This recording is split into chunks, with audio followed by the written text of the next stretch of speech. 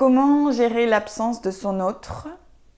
Cette vidéo va traiter de ce thème parce que je pense qu'il y en a beaucoup d'entre vous qui souffrent de l'absence de leur autre. J'ai vu passer ça dans les questionnaires que je vous ai envoyés, dans certains de vos commentaires. Et à mon sens, c'est une des choses vraiment difficiles de gérer l'absence de l'autre, de ne plus en souffrir. Et dans cette vidéo, je vais un peu exposer, selon moi, voilà, ce que ça révèle d'être en manque de son autre, d'être touché par son absence, et puis peut-être comment dépasser cette douleur, comment on peut faire pour apaiser cette douleur et que ça soit plus quelque chose de si difficile. L'absence révèle la présence. C'est-à-dire que dans le monde de dualité dans lequel on vit, si vous ressentez l'absence de votre autre, vous en ressentez aussi la présence. Donc, la première chose qui peut déjà vous aider à atténuer son absence, c'est au-delà de la blessure que ça réveille, parce qu'il y a forcément, quand on souffre de l'absence, il y a forcément des blessures derrière. Mais déjà, je voudrais vous dire que l'absence de votre autre révèle sa présence. Ça veut dire que vous pouvez déjà sentir que dans l'absence, il y a la présence de l'autre. Ce qui veut dire qu'aujourd'hui, votre autre est absent, quelqu'un à vos côtés est absent. Vous vous sentez seul, vous ressentez l'absence de l'autre très fort. Mais dans cette même absence, vous pouvez ressentir sa présence, ou en tout cas, vous pouvez espérer un jour sa présence. Donc, dans cette pièce-là, il y a les deux polarités, il y a les deux aspects. Et donc, déjà, quand on voit que dans l'absence se révèle la présence, et dans la présence peut aussi se révéler l'absence, ça peut déjà aider à ouvrir la vision, ouvrir la perception. Donc, pour vous aider, dans l'absence de votre autre, dans cette absence de vie à deux peut-être, dans cette absence de quelqu'un à vos côtés, que ce soit un homme ou une femme, du fait que vous souffrez de ne pas être en couple par exemple, voyez qu'un jour, dans la suite de votre vie, vous pourrez goûter la présence. Et que peut-être simplement l'absence de votre autre vous prépare à sa présence. Vous prépare à ressentir pleinement qu'un jour, et à accepter pleinement qu'un jour, vous serez en présence. Donc, ce n'est pas forcément négatif de ressentir l'absence de l'autre, dans la mesure où si vous transmutez les blessures et les souffrances générées par son absence, vous allez en même temps pouvoir vous préparer à la présence de quelqu'un d'autre dans votre vie, que ce soit votre autre ou une autre personne. En tout cas, de passer de seul à en couple, à deux. Quand on souffre de l'absence de l'autre, il est intéressant aussi d'aller regarder nos croyances par rapport au fait d'être seul. Par rapport, par exemple, au fait d'être une femme seule. Et je sais que les femmes portent dans leur mémoire énormément de croyances reliées et de difficultés reliées au célibat, reliées à l'indépendance. Et vous pouvez juste regarder déjà dans votre lignée, tout simplement, comment ont vécu vos mères, comment ont vécu vos grands-mères. Est-ce qu'il y a eu l'absence de l'homme dans vos lignées? Est-ce que ces femmes, alors je vais parler que pour les femmes, après les hommes, vous pouvez remettre ça dans le contexte aussi, mais là je parle pour les femmes parce que j'ai touché ça au niveau de la blessure, c'est comment les femmes dans votre famille ont souffert de l'absence d'un homme. Personnellement, moi, mes grands-mères, enfin une de mes grands-mères, a perdu son mari à une époque où voilà, c'était compliqué d'être une femme seule. Mon autre grand-mère également a vécu en tant que mère célibataire pendant des années et ça a généré évidemment des croyances chez moi, ça a généré évidemment des incompréhensions, de la souffrance à être seule. Et il y a beaucoup de femmes qui viennent en fait démonter ces croyances et puis accepter qu'être seule, ça peut être aussi heureux. Hein. Et ces blessures-là, de l'absence de l'homme, de l'absence d'une figure aussi masculine au sein d'un foyer, Ça peut être vraiment des révélateurs de pourquoi l'absence de votre autre vous fait souffrir aujourd'hui autant et pourquoi vous en manquez cruellement. Et donc, en allant un peu travailler justement sur ces mémoires, sur les lignées transgénérationnelles, en allant réparer les choses, vous allez voir que vous allez mieux accepter votre place et votre célibat, votre solitude, accepter pleinement d'être seul et que aujourd'hui, vous n'êtes pas obligé de porter le fardeau de vos mères ou de vos grands-mères ou de vos arrière-grands-mères. Et il y a beaucoup de femmes qui viennent réparer, guérir l'absence de l'homme, l'absence d'une figure masculine dans le foyer. Donc ça peut expliquer vraiment aussi pourquoi vous souffrez de l'absence de votre autre et pourquoi le fait qu'il soit absent, qu'il ne veuille pas être à vos côtés aujourd'hui, vous touche tellement. Parce qu'en soi, si on regarde objectivement les choses, votre autre, même s'il est absent aujourd'hui, s'il ne souhaite pas encore s'engager avec vous dans une relation, ça n'a pas lieu de vous faire souffrir en fait. Ça n'a pas lieu de vous remettre en question. C'est simplement que lui, dans son processus, dans son parcours, pour le moment, il préfère être seul ou il ne veut pas s'engager avec vous. Ça ne veut pas dire que il ne le fera jamais et ça ne remet pas en question votre capacité à être aimé et à vous aimer. Donc, là, il y a un pas aussi profond à faire, c'est que quand on souffre de l'absence de notre autre ou quand on souffre du fait d'être seul, c'est qu'il y a des résistances à ça. C'est qu'on pense que ça serait mieux si on était en couple, si on vivait la présence de l'autre, si on était soutenu par la polarité opposée ou par quelqu'un dans notre vie.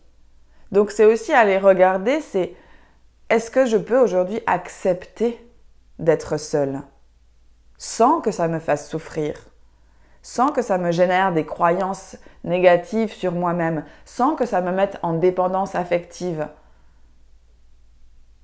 Est-ce que je peux accepter une bonne fois pour toutes d'être seule aujourd'hui et de me remplir de moi-même dans cette étape de ma vie? Parce que c'est vrai que le processus de flamme jumelle, ça va être de retrouver l'autonomie, ça va être de retrouver la connexion avec soi-même et ça va être de se remplir de soi-même pour pouvoir rayonner librement l'amour que vous êtes. Et si vous ne le faites pas avec vous-même, vous ne pourrez pas le vivre en présence de quelqu'un d'autre. Donc c'est hyper important dans cette étape du célibat, de la solitude, de vous remplir de vous-même, de faire le travail pour vous sentir rempli de vous-même parce que vous êtes complète et vous êtes complet seul. Et cette croyance qu'on n'est pas complet seul, elle est vraiment à éradiquer parce que cette croyance-là nous génère vraiment beaucoup de comportements abusifs, comme le fait de vouloir forcer l'autre à se réveiller, comme le fait de ne pas accepter qu'il ne veut pas s'engager pour le moment, comme le fait que vous n'êtes pas aimable, comme le fait que vous n'êtes pas légitime, que vous n'avez pas de place en tant que femme seule. Regardez un peu toutes ces choses qui sont collées sur la personne seule aujourd'hui. Et aller démonter ces croyances-là petit à petit va vous aider à accepter pleinement ce que vous vivez, votre étape aujourd'hui, sans que ça soit chargé en émotions négatives, sans que ça soit chargé en croyances limitantes par rapport à ça. Donc l'absence de votre autre vous révèle simplement sa non-envie de s'engager avec vous et d'être en présence à vos côtés. Ça vous révèle simplement que peut-être vous avez besoin d'accepter d'être seul, d'aimer de vous aimer là-dedans et comment dire, que ça ne soit plus souffrant en fait, que ça ne soit plus une remise en question de votre parcours, de votre vie, de votre capacité à aimer. C'est pas ça en fait qui se passe. Justement, quand on est seul, quand on a envie d'être seul, après par exemple une longue relation, c'est pour évidemment apprendre à mieux aimer, à mieux s'aimer, puis à mieux aimer l'autre. Donc essayez de voir aussi que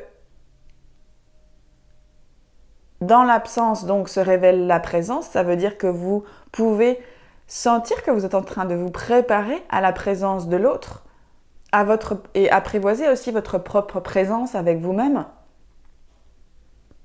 Et, comment dire, faire le nettoyage par rapport à toutes les femmes qui ont souffert de l'absence d'un homme, et même vous en tant qu'enfant, comment est-ce que vous avez souffert de l'absence d'une figure paternelle au sein du foyer.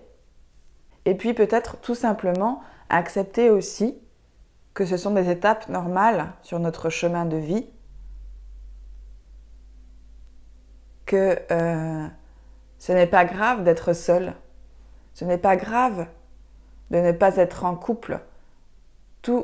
C'est-à-dire que le fait d'être seul, ça nous aide vraiment à regarder tous les endroits où on est en dépendance affective, tous les endroits où on a l'impression de ne pas être complet ou complète, et de réparer ça à l'intérieur.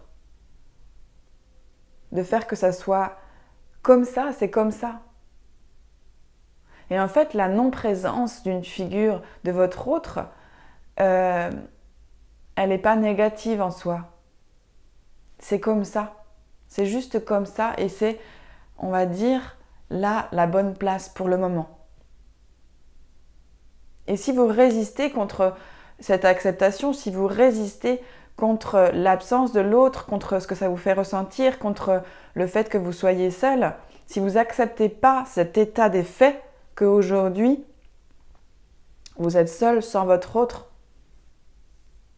vous n'allez jamais, en fait, vous n'allez pas pouvoir, un jour goûter vraiment sa présence. Donc c'est ça, dans cette vidéo, je vous invite vraiment à aller nettoyer les croyances par rapport au fait d'être seul, à accepter vraiment que c'est pas grave en fait. C'est pas grave. C'est comme ça. C'est la vie. Ok, est-ce qu'il y a encore autre chose ?